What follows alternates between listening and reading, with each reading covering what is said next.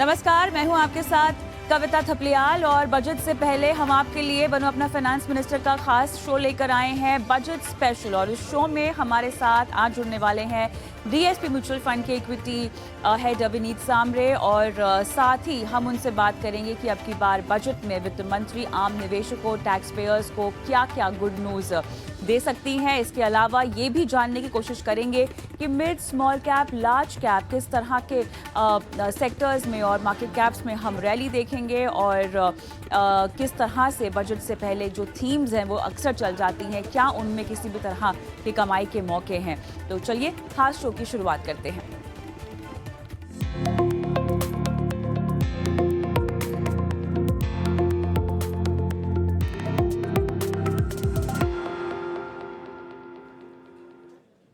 और तो DSP mutual fund के हेड इक्विटीज विनीत सामरे मेरे साथ जुड़ गए हैं। विनीत, स्वागत है आपका हमारी इस बेहद खास पेशकश में।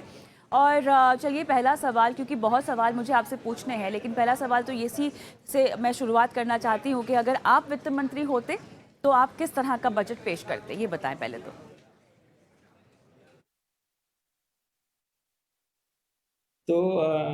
सबसे पहले तो नमस्कार सभी दर्शकों को और आपको भी, और थैंक यू मुझे यहाँ बुलाने के लिए। आई थिंक बजट इस बार जो है, जैसे हम सभी जानते हैं कि ये बजट, मेन बजट तो आगे आना है, ये वोट ऑन अकाउंट है, तो इसमें बहुत सारे एक्सपेक्टेशंस हैं नहीं, बट बहुत जो इम्पोर्टेंट चीज़ें हैं जो ध्यान में रख रहे हैं हम लोग या रहनी चाहिए, वो ये है कि पिछले हमने देखा कि 1-2 सालों से गवर्नमेंट ने बहुत ही अच्छा काम किया है, स्पेंड्स अपने बढ़ाए हैं, रिफॉर्म्स काफ़ी सारे किए हैं। तो एक ऐसी एक्सपेक्टेशन है कि ये जो स्पेंड्स है गवर्नमेंट की, ये रीजनेबल लेवल पे यदि बनी रहे, तो I think that is something which is very important. और ये मैं इसलिए बताना चाहता हूँ क्योंकि एक तरफ तो स्पेंड्स का एक्सपेक्टेशन है, दूसरी तरफ ये भी है कि गवर्नमेंट को अपना फिजिकल भी मैनेज करना है। फिजिकल जो डेफिसिट है नंबर को, वो धीरे धीरे 1-2 सालों में उनको नीचे लेके आना है, ये भी एक एक्सपेक्टेशन है। तो क्योंकि पूरी दुनिया जो है भारत को अब देख रही है और भारत में निवेश करना चाहती है, तो इसके चलते बहुत ज़रूरी कि अपना जो फिजिकल डेफिसिट नंबर है वो भी कंट्रोल में रहे। तो ये जो बैलेंसिंग एक्ट गवर्नमेंट को करनी है, फिजिकल को भी मैनेज करना है और ग्रोथ भी दिखानी है, आई think this is something which is, मुझे लगता है थोड़ा सा एक जो है उनका एक इम्पॉर्टेंट एस्पेक्ट रहेगा बजट में, जिसको हम मॉनिटर करेंगे। दूसरी जो चीज़ मुझे लगती है वो ये है कि अगेन पिछले 1-1.5 साल से इन्फ्लेशन के कारण, लोगों के इनकम लेवल्स के कारण, हम देख रहे हैं कि कंजम्पशन जो सेगमेंट है वो अ, थोड़ा ढीला पड़ चुका है और इसमें ग्रोथ दिख नहीं रही है। कई सारे कंज्यूमर कैटेगरीज हैं, मतलब जो हम डिस्क्रिशनरी बोले या नॉन डिस्क्रिशनरी बोले, हम देखते हैं कि जो इनके डिमांड मोमेंटम है वो स्लो हो चुकी है। तो आई थिंक ये बहुत ही इम्पोर्टेंट एक अपना कंज्यूमर सेगमेंट है जो ऑलमोस्ट जीडीपी का 60-65% अकाउंट करता है। तो इसमें मुझे लगता है कि, और स्पेशली इसमें भी जो बॉटम ऑफ द पिरामिड है या रूरल लेवल के लोग हैं, वहाँ पे थोड़ा सा ये तकलीफ ज़्यादा दिखती है। तो मुझे लगता है कि कुछ ऐसे भी गवर्नमेंट को इनिशिएटिव्स लेने चाहिए जिनके चलते ये जो बॉटम ऑफ द पिरामिड हैं इनको थोड़ा सा बेनिफिट मिले, ओवरऑल कंजम्पशन इम्प्रूव हो, तो जो है बैलेंस मार्केट का बना रहेगा। तो ये दो इम्पॉर्टेंट चीज़ें मुझे लगती है कि गवर्नमेंट के बजट से ध्यान देने लायक जो हैं। और राइट विनीत, थोड़ा सा हम हिस्ट्री में जाते हैं, पास्ट में जाते हैं। 2019 हम जानते हैं कि बड़ा सरप्राइजेस भरा इंटरिम बजट था और कई सारे ऐसे ऐलान किए गए जिसकी बिल्कुल भी अपेक्षा नहीं थी, उम्मीद नहीं थी। हालांकि अभी आपने कहा कि एक बैलेंसिंग एक्ट जो है वो सरकार को दिखाना होगा, जो काम किया है और जो आने वाले वक्त में करने वाली है उसको बहुत बेहतरीन खूबसूरती से सामने रखना होगा। लेकिन सवाल यहीं पर यही है कि 2019 में जिस तरह के सरप्राइजेस दिए गए थे, भले ही आपने विनीत कह दिया कि कंजम्पशन स्टोरी को बूस्ट यहाँ पे देना चाहिए, फिजिकल डेफिसिट को नियंत्रण में लाने के लिए जो है वो कदम उठाने की ज़रूरत है, लेकिन 2019 की जिस तरह से हमने सरप्राइजेस देखी, क्या उसी तर्ज पर किसी भी तरह की शॉक या सरप्राइज की उम्मीद हमें करनी चाहिए? लगता है कि आज के दिन में, जैसे मैंने कहा कि जो अपना देश है काफ़ी प्रगति कर रहा है और जो अपनी ग्रोथ मोमेंटम है वो आज के दिन में सबसे हाई पे है। और इसमें मैं कहूँगा कि सरकार के कई सारे ऐसे छोटे छोटे डिसीजंस थे जो एक्चुअली बहुत बड़े मायने रखते हैं। जैसे अब मैन्युफैक्चरिंग की बात करें, इंडिया को अगर मैन्युफैक्चरिंग का हब बनना है, तो जो सरकार सरकार ने रणनीति अपनाई थी, पीएलआई के बेनिफिट्स लेके आए, आई थिंक ये बहुत बड़ा इनिशिएटिव है। इसको हम एक्चुअली छोटा समझते हैं और अभी तक इसका इम्पैक्ट दिखा नहीं है। मुझे ऐसा लगता है कि हाँ, सरकार से एक्सपेक्टेशन ये है कि ये सब रणनीतियाँ बहुत ही इंपॉर्टेंट है और बहुत अच्छी है। इनमें थोड़ा स्पीड आना और एग्जिट तक हमने देखा है कि इसके बेनिफिट पूरी तरीके से आए नहीं हैं। तो यदि हम ऐसा सोचें कि स्ट्रक्चरली इंडिया में होता ये था कि ट्रेड डेफिसिट चलता है, बट धीरे धीरे करके यदि अपना मैन्युफैक्चरिंग यहाँ से एक्सपोर्ट्स बढ़ जाए, तो ट्रेड डेफिसिट का स्ट्रक्चरल नंबर कम हो जाए, तो अपना करेंसी का जो एक नॉर्मल ट्रेंड चलता है कि 4% डिप्रिशिएट होती रहती है करेंसी, वो शायद आगे ना हो। और ये जैसे बाहर के भी जो कंट्रीज है, बाहर के निवेशक है, इसको बहुत पॉजिटिवली देखेंगे और अपने कंट्री में बहुत ज़्यादा फिर फॉरेन फ्लोज आ सकते हैं। तो मुझे लगता है कि इस तरीके के जो रिफॉर्म्स है, लेबर रिफॉर्म्स है, इन पे I think they have initiated, but speed has to be expectation of speed has to be slightly better. That is number one. Number two, जो है कि कई और ये मैं कैपिटल मार्केट पार्टिसिपेंट होने के हिसाब से बता रहा हूँ कि कई बार लगता है कि टैक्सेशन को लेके लोगों के मन में कंसर्न होते हैं कि टैक्सेशन ऐसे चेंज हो जाएगा नेगेटिवली, तो शायद मार्केट में इक्विटी को रिलेटेड, तो आई थिंक मार्केट में थोड़ा वो कंसर्न है। But I think those concerns should be allayed, I think for the healthy capital market to sustain. I think those are the two important aspects. But मैं कहूँगा कि छोटे छोटे रिफॉर्म्स जिनके मायने बड़े हैं, इनको आप मोमेंटम दीजिए। I think that is something which we would sort of think about. Vineet, ये भी जानना है आपसे, क्योंकि आपने कहा कि विदेशी संस्थागत निवेशकों को या विदेशी निवेशकों को भी आकर्षित करना होगा, और एक जो मोमेंटम हमने बीच में बनता हुआ देखा था, जहां पर लगातार एफआईआईज का निवेश आता हुआ दिखाई दे रहा है, और एक तरह से हो भी क्यों ना, क्योंकि अगर पूरे इमर्जिंग मार्केट के बास्केट की हम बात करें विनीत, तो भारत एक बेहतरीन बाजार है उनके लिए, हालांकि एक प्रीमियम के साथ है। तो इस संदर्भ में किस तरह के ऐलानों की उम्मीद आपको लगता है कि करनी चाहिए, संभावना है बजट में? तो मुझे तो ये लगता है कि अभी तक जितने भी, जैसे मैंने बोला है कि इनिशिएटिव्स लिए हैं, वो निवेशक जो हैं, बाहर के भी निवेशक, इसको इन्होंने रिकॉग्नाइज किया है। और इसके चलते हम जितने भी निवेशकों से बात करते हैं, सारे के सारे दे आर 100% उनका एक वो है कि जो भारत देश है वो विजिबिलिटी ऑफ ग्रोथ सबसे ज़्यादा है, ग्रोथ सबसे ज़्यादा है। और in the emerging economy it is one of the market जहां मिस करना नहीं है। तो ये तो बात एकदम सभी के मन में है। अब वैल्यूएशंस ऐसी चीज़ है जो हर एक इन्वेस्टर अपने सोच के हिसाब से उस चीज़ को टैकल करना चाहता है। कई इन्वेस्टर्स हमको बोलते हैं कि वैल्यूएशंस यदि थोड़ा नीचे आ जाए तो हम लोग भारत में और ज़्यादा निवेश करना चाहेंगे। तो मैं ये कहूँगा कि और बहुत ज़्यादा इसमें गवर्नमेंट एज ए सेट जो किया है रिफॉर्म्स, उसी को आप एग्जीक्यूशन पे ध्यान दें, तो आई थिंक ये मोमेंटम बना रहेगा। यदि मार्केट वैल्यूशन थोड़े करेक्ट होते तो निवेशक और आएंगे, ज़रूर आएंगे। और इसके चलते मुझे ये भी लगता है कि बहुत ज़्यादा वैल्यूशंस करेक्ट भी नहीं होंगे, जितने छोटे मोटे फॉल्स आएंगे उसमें मोस्ट प्रोबेबली इन्वेस्टर्स, निवेशक जो है वो निवेश करना चाहेंगे। तो आई थिंक अपने लिए इम्पोर्टेंट ये है कि जो मोमेंटम बना है उसका sustainability is what everyone should focus on, कि ये सस्टेन रहे, रिफॉर्म्स जो स्पेंड्स कर रहे हैं वो स्पेंड्स सस्टेन रहे, और कंजम्पशन जो है वो वीक हो चुका है उसको किसी तरह से हम उसको बूस्ट दे पाएं। चलिए, कुछ संभावित ऐलानों की हम बात कर लेते हैं विनी, जो हमें एक्सक्लूसिवली भी जानकारी मिली है, और एक्सपेक्टेशंस को लिहाज से डिफेंस सेक्टर और रेलवे को लेकर लोग काफ़ी बुलिश हैं। बाजार में भी हम देख रहे हैं कि लगातार इसकी जो थीम्स हैं वो चल भी रही हैं, तमाम स्टॉक्स भी चल रहे हैं। डिफेंस में कैपेक्स को लगभग 5 से 8% बढ़ाने की खबर है। रेलवे की अगर हम बात करें तो उसमें और सुधार और भी नई नई चीज़ें जोड़ने को लेकर बहुत सारी कवायद पहले से ही चल रही है। इस पूरे क्षेत्र को बेहतर बनाने की कोशिश की जा रही है। वंदे भारत की और ट्रेनें चलाने की बात की जा रही है। अब ऐसे में इन दो सेक्टर्स को आप कैसे देखते हैं? इनसे जुड़े ऐलान कितने अहम होंगे आपके लिए? विनीत, ये बताएं।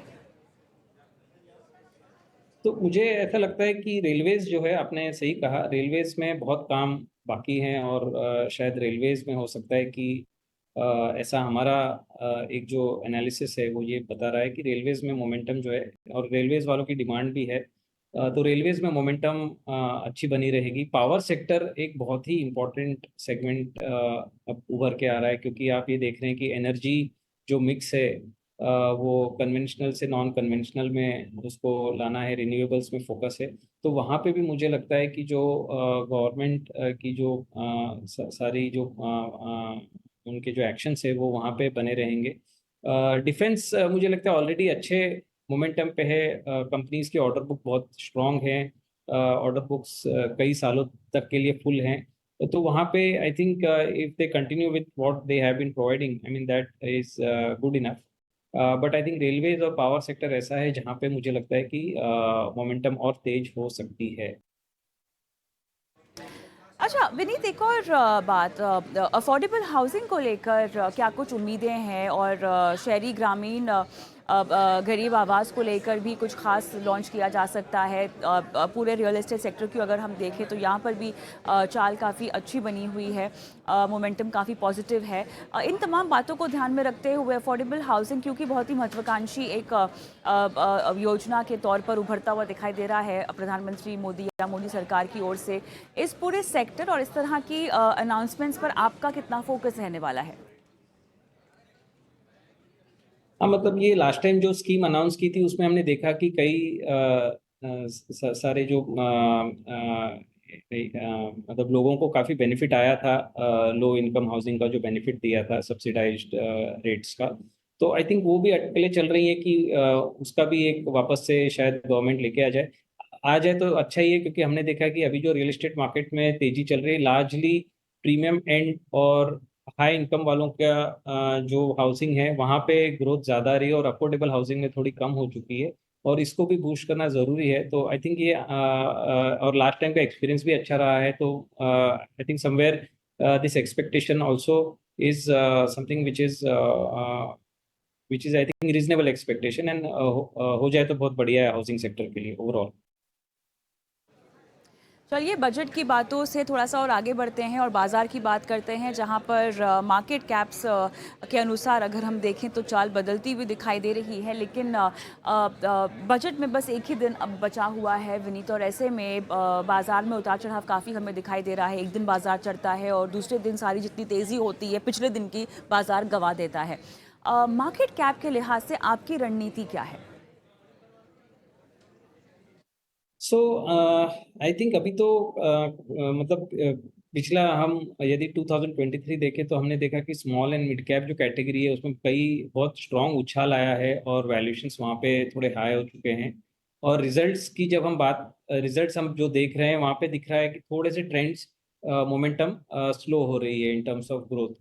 तो आई थिंक इसके चलते मुझे लगता है वैल्यूएशंस हाई रहना और रिजल्ट्स का मोमेंटम थोड़ा सा मॉडरेट होना, इसके चलते मुझे लगता है market should consolidate in general. और एनीवेज वैल्यूएशंस बहुत हाई हो चुके हैं। मैंने अभी पिछले इंटरव्यू में कहा कि जो मिड कैप कैटेगरी है वो अपने 10 साल के एवरेज से तकरीबन 20% प्रीमियम पे चल रही है वैल्यूएशन वाइज, और जो स्मॉल कैप कैटेगरी है वो तकरीबन 25% प्रीमियम पे चल रही है। और इसके मतलब फंडामेंटल रीजंस के अलावा आई थिंक थोड़ा बहुत सारा लिक्विडिटी, रिटेल पार्टिसिपेशंस, इसकी वजह से काफ़ी मतलब ये प्रीमियम हमने देखा है। तो ये हो सकता है कि मार्केट थोड़ा कंसोलिडेट करे, जबकि हमारा लॉन्ग टर्म व्यू पॉजिटिव है। जो अपन ने आज अभी जो अपने बात की है भारत के स्ट्रेंथ की, कोर इकोनॉमी की, आई थिंक उसके चलते ऐसा भी नहीं है कि बाजार में बहुत सारी गिरावट आ जाएगी। But but for the next 1 और 2 क्वार्टर्स जब तक ये मोमेंटम थोड़ी स्लो है, मुझे लगता है मार्केट शायद कंसोलिडेट करेगा। अब सेक्टर वाइज यदि आप बात करें तो आई थिंक ये दो कैंप्स हो चुके हैं सेक्टर में। एक है कैंप जो बहुत एक्सपेंसिव कैंप है, जो कैपिटल गुड्स है, इंजीनियरिंग है, यूटिलिटीज है। और ये एक्सपेंसिव कैंप को यदि इसमें मोमेंटम बरकरार रखनी है तो यहाँ पे ग्रोथ का आना जरूरी है, और इसके चलते ये बजट बहुत मायने रखता है कि कितनी स्पेंड्स आएगी, कितना गवर्नमेंट स्पेंड्स कंटिन्यू रखेगी। आई थिंक दैट विल डिटरमाइन कि इनका जो प्रीमियम है वो रहेगा या थोड़ा कम होगा।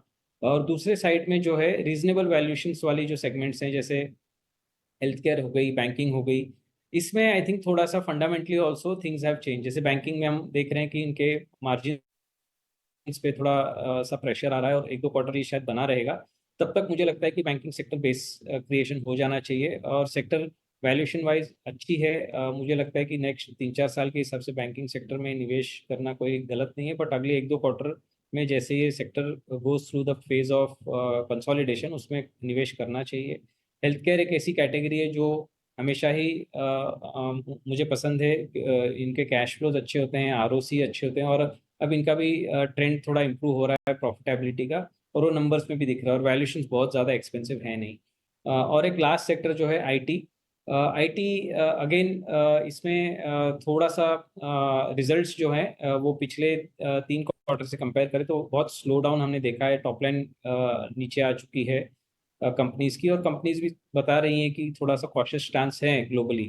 तो आई थिंक यहाँ पे भी मुझे लगता है कि एक दो क्वार्टर में शायद वहाँ पे भी जैसे इंटरेस्ट रेट वहाँ पे धीरे धीरे कम होना चालू होंगे, वहाँ पे भी इकोनॉमी में थोड़ा सा रिवाइवल दिखेगा और आईटी के स्पेंड्स दोबारा से बढ़ सकते हैं। तो एक दो क्वार्टर का ये जो टाइम है जहाँ पे ये कंसोलिडेट होंगे, उस टाइम में आईटी सेक्टर में भी एक्सपोजर ले सकते हैं। सो आई थिंक ओवरऑल ये ब्रॉडली लार्ज सेक्टर्स का थॉट प्रोसेस है।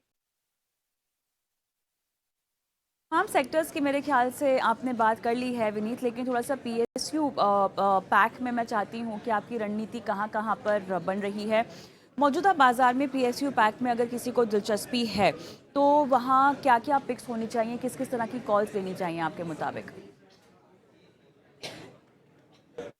सो पीएसयूज में हम लोगों ने भी जैसे पिछले साल में एक्सपोजर हमारे बड़े हैं, और हमने इनको ऐसे क्लासिफाई किया कि जो डोमिनेंट पीएसयूज हैं जहाँ पे मतलब मोनोपोली टाइप के बिजनेसेस है जहाँ पे और कोई प्राइवेट सेक्टर है नहीं, और जी अब इनके बेनिफिट आ रहे हैं। तो आपने जैसे बात की डिफेंस कंपनीज की बात हुई, रेलवेज टाइप के कंपनीज की बात हुई, और पावर रिलेटेड कंपनीज की बात हुई। यहाँ पे इस मतलब माहौल इस तरह का है कि प्राइवेट सेक्टर में बहुत ज़्यादा डोमिनेंट प्ले अवेलेबल है नहीं, और जो पीएसयूज ने अपने बैलेंस शीट और कैपिटल एफिशिएंसी को इम्प्रूव किया है, जहाँ पे आरओसी इम्प्रूव हुए हैं, हमने वहाँ पे एक्सपोजर लिया है। तो मुझे लगता है कि जहाँ पे इस टाइप के सिलेक्ट पीएसयूज हैं वहाँ पे एक्सपोजर ठीक है। आई थिंक ये जो स्पेंड्स का बेनिफिट आता रहेगा, government should will continue the kind of investments they are doing. तो एक तरीके से पॉजिटिव माहौल रहना चाहिए। बट एक दूसरी बात ये भी है कि पीएसयूज भी अपने वैल्यूएशंस पे ऑलमोस्ट हाई पॉइंट पे हैं। बहुत सारे पीएसयूज के आज के दिन में तो जो वैल्यूएशन है वो पिछले 10 सालों में भी नहीं आए हैं। तो एक थोड़ा सा कॉशियस स्टांस वैल्यूएशन के हिसाब से मैं बताना चाहूँगा। तो सिलेक्शन क्राइटेरिया बहुत स्ट्रांग होना चाहिए किस टाइप के पीएसयूज में डालना है, और जहाँ पे बहुत सारे रेगुलेटरी चेंजेस की वजह से बिजनेस नहीं इम्पैक्ट होना चाहिए, उस पर भी ध्यान रखना बहुत जरूरी है। क्योंकि कई बार देखा ये गया है कि रेगुलेशंस चेंज हो जाते हैं तो उसमें कई बार बिजनेस ऊपर नीचे हो जाता है। तो आई थिंक वो भी एक वोलेटिलिटी क्रिएट कर सकता है। चलिए, लेकिन यहाँ पर अगर आप वित्त मंत्री होते और आप किस तरह का बजट पेश करते वो तो मैंने आपसे पूछ लिया है, लेकिन अब सवाल ये है कि अगर आप एक टैक्स पेयर हैं, टैक्स पेयर तो आप हैं ही, तो किस तरह की उम्मीदें आपकी हैं?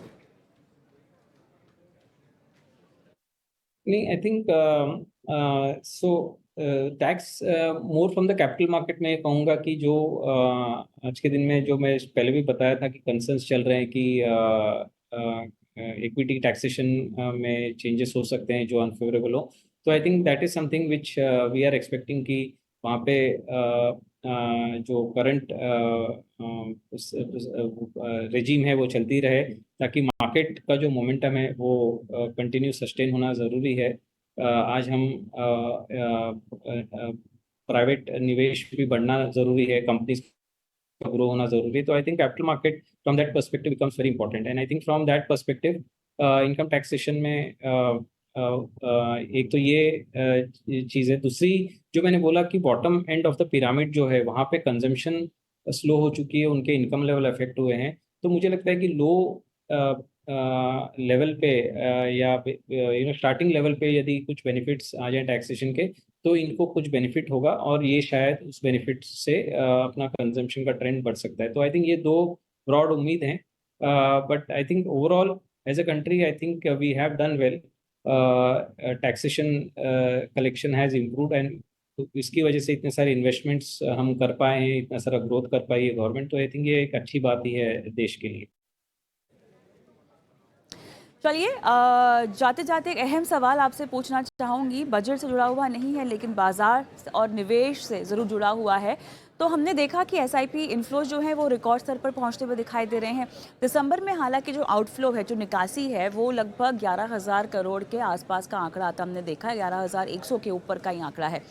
इसे हम एक ट्रेंड, एक वन ऑफ हाईलाइट समझें, वन ऑफ थिंग समझें, या आपको लगता है कि अब क्योंकि उतार चढ़ाव है बाज़ार में, और जो पिछले 2 ढाई सालों में जो लोग भी आए हैं बाज़ार में विनीत, उन्होंने बाज़ार की गिरावट या उतार चढ़ाव को महसूस नहीं किया है, उसका अनुभव नहीं लिया है. क्या इस तरह के निवेशक जब हम देखते हैं उतार चढ़ाव को महसूस करते हैं, एक्सपीरियंस करते हैं, तो कहीं ना कहीं उनका मनोबल टूटता है, और जो एसआईपी में निकासी का नंबर हमने देखा है वो आने वाले महीनों में भी एक चिंता का विषय या गौर करने वाला विषय रह जाएगा हमारे लिए? अभी जैसे मैंने कहा कि ये जिस तरह से उछाल आया है स्पेशली स्मॉल कैप और मिड कैप में, और मैं कुछ ट्रेंड ऐसे भी देख रहा हूँ कि यदि आप कंपाइल भी करें, कई सारे कंपनीज है जो क्वालिटी इतनी हाई क्वालिटी कंपनीज है नहीं, बट उनमें भी कई उछाल हम देख रहे हैं. तो नैरेटिव्स बहुत चल रहे हैं, investment on the basis of narratives बहुत चल रहे हैं. तो काफ़ी सारे जो इन्वेस्टर्स है, लॉन्ग टर्म इन्वेस्टर्स है, जिन्होंने अच्छा रिटर्न देख लिया है, वो शायद हो सकता है कि अपना थोड़ा सा इन्वेस्टमेंट को विड्रॉ कर रहे हैं, गेन्स ले रहे हैं, शायद कुछ खर्चे करना चाहेंगे और तरीके से. तो I think that is okay. जहाँ तक एसेट, मेरे हिसाब से सबसे इंपॉर्टेंट होता है एसेट एलोकेशन. कभी भी ये कॉल लेना कि मैं 100% निकल जाऊं बाजार से या 100% ये टाइम पे डाल दूं, आई थिंक वो कॉल रिस्की होते हैं. तो एट सम पॉइंट अगर एसेट एलोकेशन में ऐसा दिखा है कि हमारे कोई कैटेगरी में बहुत ज़्यादा रिटर्न्स आ चुका है और लोग निवेशक उसमें से पैसा निकालना चाहते हैं, अपनी ज़रूरतों को पूरा करना चाहते हैं, तो I think that is also a reasonable thing, उसमें कोई बुरी बात नहीं है.